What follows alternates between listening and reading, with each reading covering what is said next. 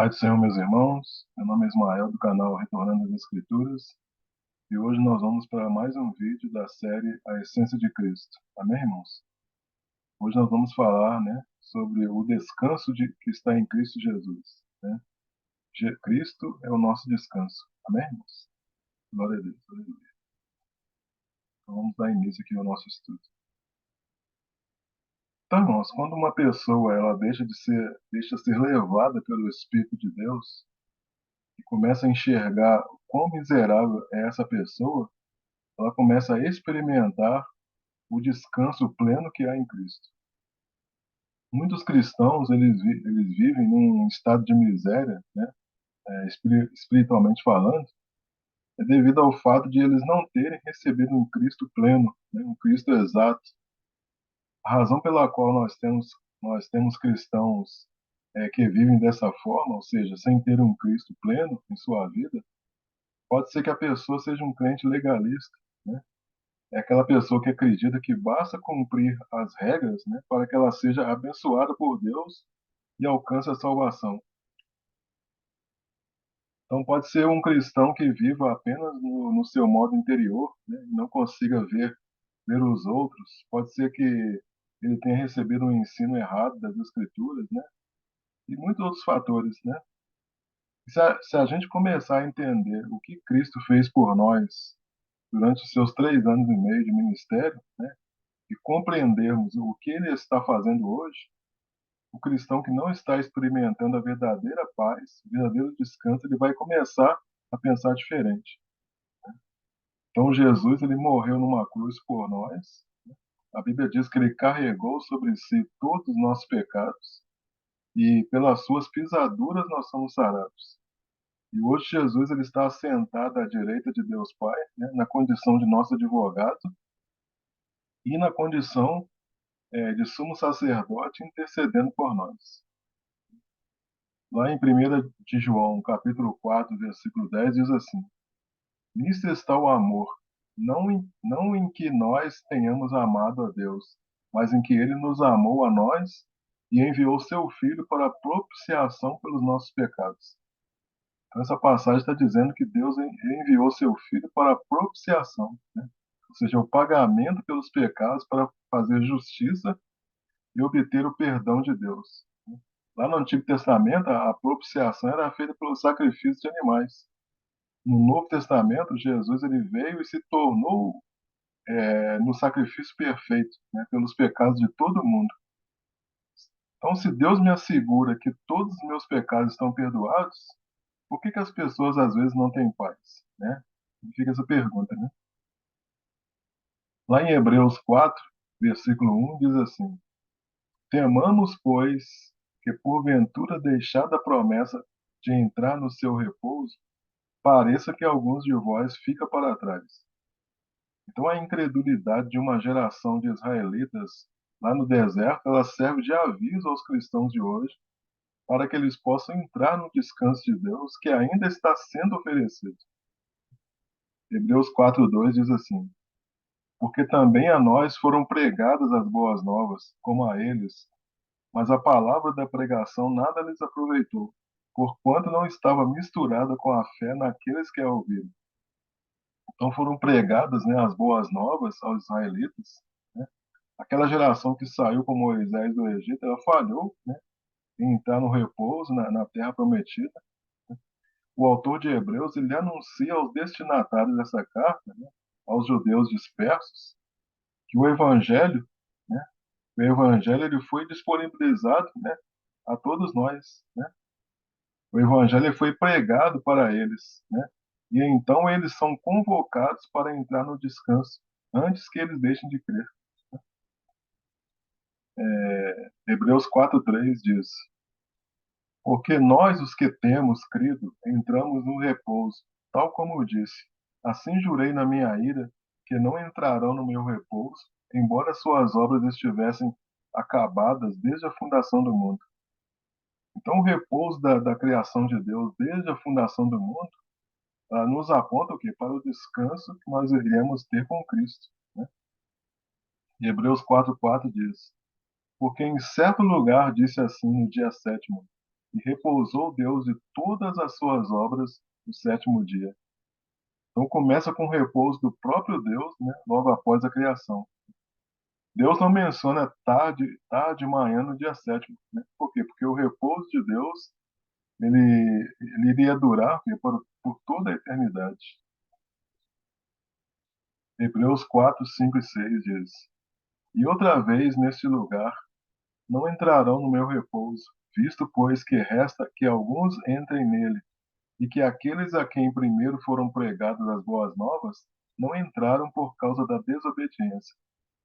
Então, ou seja, havia um repouso preparado para o povo de Deus, mas grande parte daquela geração do Êxodo, eles não conseguiram entrar nele.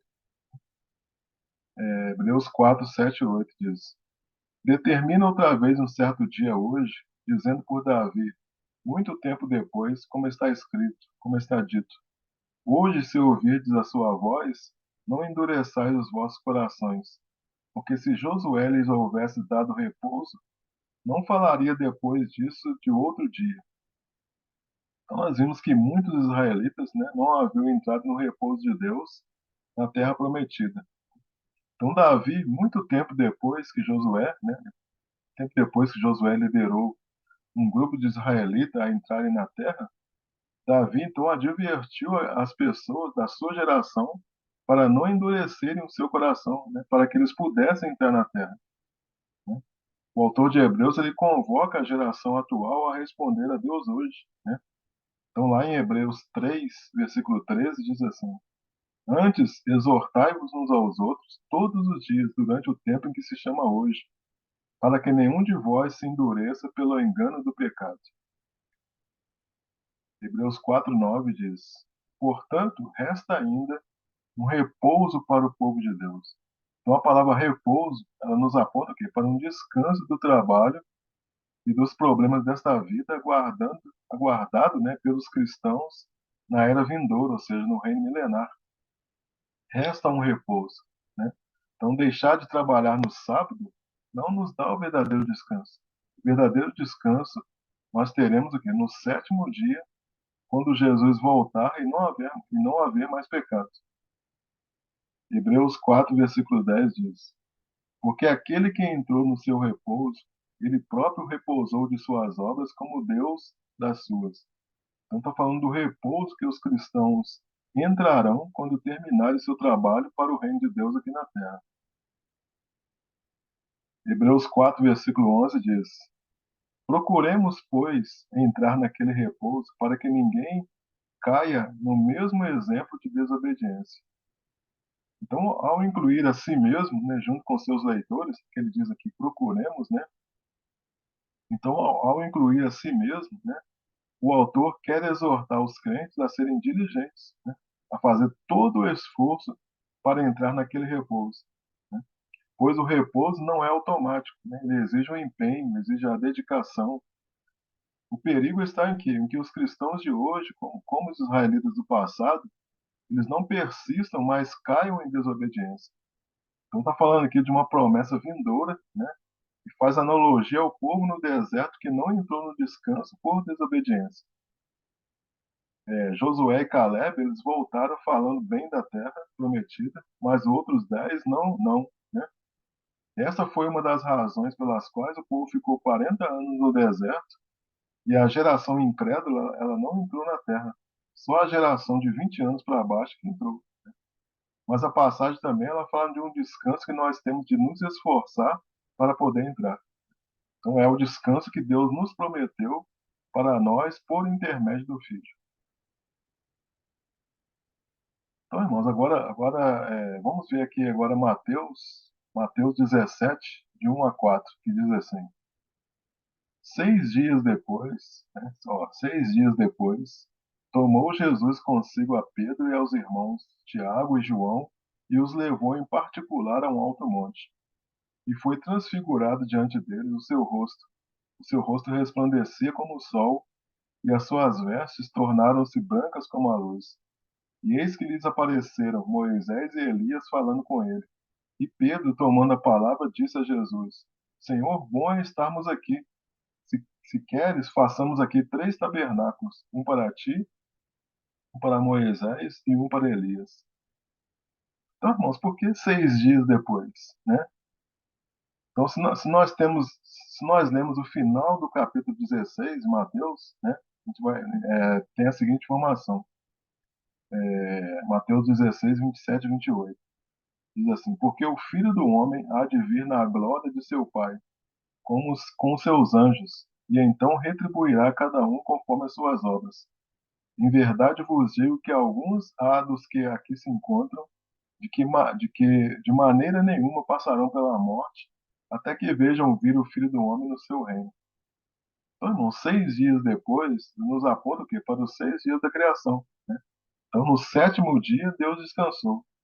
Então, o sexto dia da criação nos aponta o quê? Para o sexto milênio. Né? Então, no sexto milênio, Jesus volta, né? E no sétimo milênio, nós estaremos com ele no descanso. Na festa dos tabernáculos, né? Então, a festa dos tabernáculos, ela aponta o quê? Para o milênio de Cristo, que é o período de descanso. Por isso é que Pedro, né, ele pede para fazer as tendas, né? Por quê? Porque a festa dos tabernáculos é também conhecida como a festa das cabanas.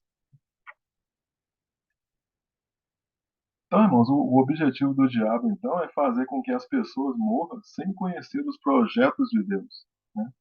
Então, muitas pessoas, elas trabalham, vivem e morrem sem experimentar a salvação por meio de Cristo.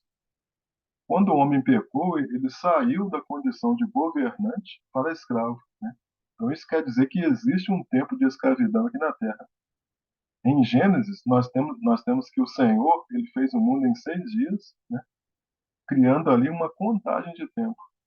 Então, durante os 6 dias, né? Então, se nós analisarmos, né, durante os 6 dias, nós temos o quê? 12 horas de luz e 12 horas de trevas, né? Mais o quê? Mais o descanso no sétimo dia. Então, a Bíblia nos diz que um dia é como 1.000 anos e 1.000 anos é como um dia, né? Então, se Deus trabalhou 6 dias, se nós pegarmos 6 dias e multiplicarmos por 1.000, nós teremos o quê? 6.000 dias, né? Nós sabemos que um dia é igual a 24 horas. Se nós pegarmos 24 horas e multiplicarmos por 6.000 dias, nós teremos o quê? 144 mil horas, né? Então, essas 144 mil horas, ela corresponde ao quê? Ao tempo de trabalho da raça humana por 6.000 anos, né? Aí, depois de 6.000 anos, vem o sétimo ano, que é o milênio, que corresponde que é o sétimo dia, que é o descanso, né? Então, 144 mil, irmãos, é um número espiritual profético que revela o tempo de servidão dos filhos de Deus. Se nós olharmos lá para as sombras, né, lá do Antigo Testamento, a gente vai ver o seguinte, que o povo de Israel ele ficou cativo no Egito durante o quê? 400 anos, né? Então, se a gente pegar 400 anos e multiplicar por 360 dias, nós vamos ter o quê? 144 mil dias.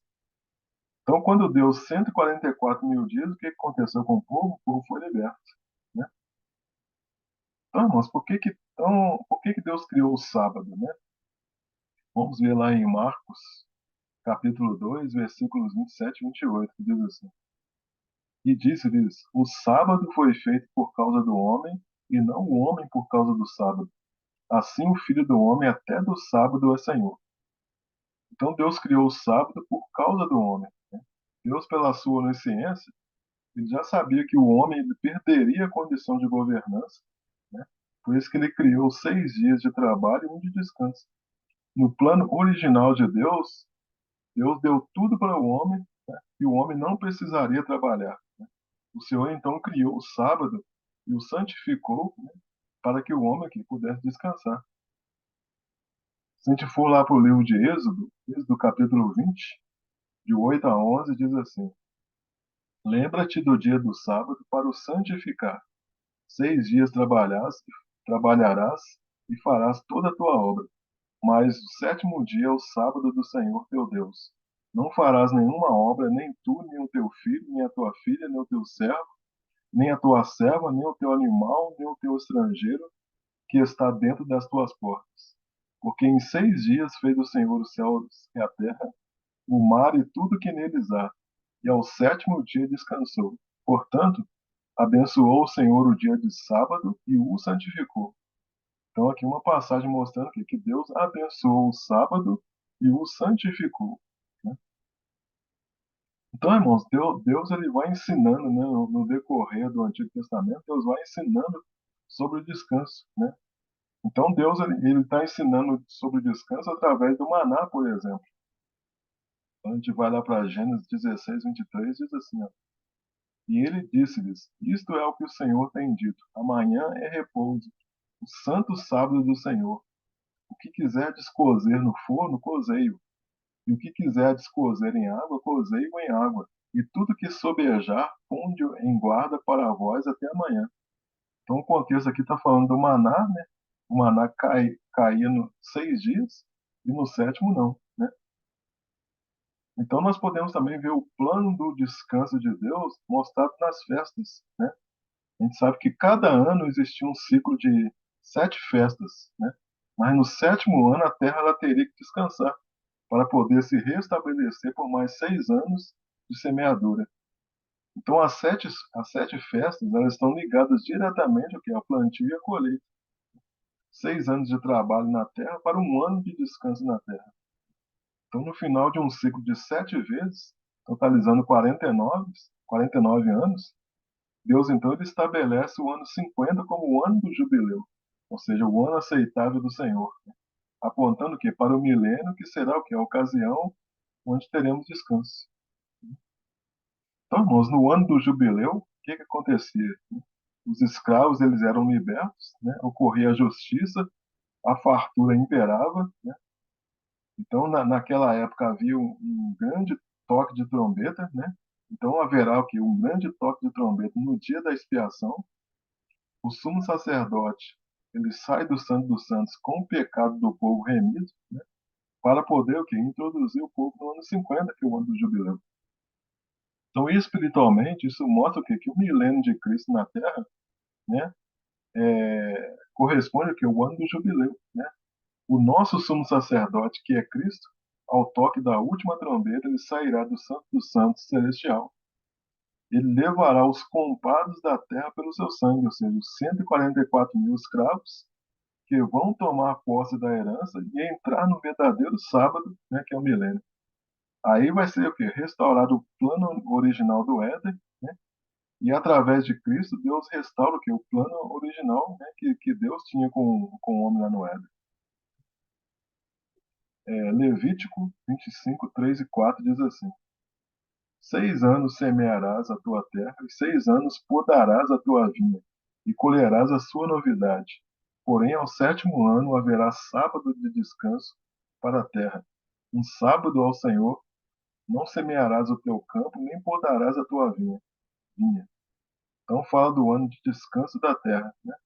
Então vamos comparar isso com as festas, né, irmãos? Então na festa da expiação, o sumo sacerdote ele entra no Santo dos Santos, né? Ele faz a expiação do pecado de todas as tribos, né? Ele sai ao toque de uma trombeta, pega o povo expiado e leva para a festa das cabanas, ou para a festa dos tabernáculos, ou para o Sucote, né? Então isso acontece 6 anos, pois no sétimo ano não existia primícia, né? Então Deus continua então ensinando, né, através das festas, né, sobre o descanso, né? Em Isaías 46, versículo 9 diz assim, ó: Lembrai-vos das coisas passadas desde a antiguidade, que eu sou Deus e não há outro Deus, não há outro semelhante a mim, que anuncia um fim desde o princípio e desde a antiguidade as coisas que ainda não sucederam, que digo, meu conselho será firme e farei toda a minha vontade. Então, aqui Isaías está falando o quê? De um Deus que anuncia o fim desde o princípio, né? Quando a gente vai lá para Gênesis 2, de 1 a 4, diz assim, ó: Assim os céus e a terra e todo o seu exército foram acabados. E havendo Deus acabado no dia sétimo a sua obra que tinha feito, descansou no sétimo dia de toda a sua obra que tinha feito. Então, no sétimo dia, né, que é o Shabat, que é o descanso, né, Deus descansou, né, cessou o trabalho. Né? Versículo 3. E abençoou Deus o dia sétimo e o santificou, porque nele descansou de toda a sua obra que Deus criara e fizera. Então, estas, né, são as origens dos céus e da terra, quando foram criadas, no dia em que o Senhor Deus fez a terra e os céus. Então todas as coisas, né, elas foram criadas em 7 dias. Então ele anuncia o que? O fim desde o princípio. Né? Então no princípio ele criou todas as coisas, né? Ou seja, ele já estava anunciando o fim, que seria o que? O sétimo dia. Né?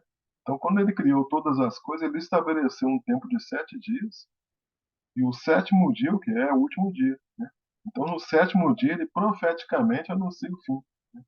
E o sétimo dia corresponde ao que? O sétimo milênio. Então, a quantidade de dias nos traz a revelação profética de quanto tempo o homem reinaria sobre a terra até o dia de descanso para o homem e para a terra. O sétimo dia, ele corresponde ao sétimo milênio, que Cristo voltará e estabelecerá o milênio de paz, né? Ou seja, milênio de descanso.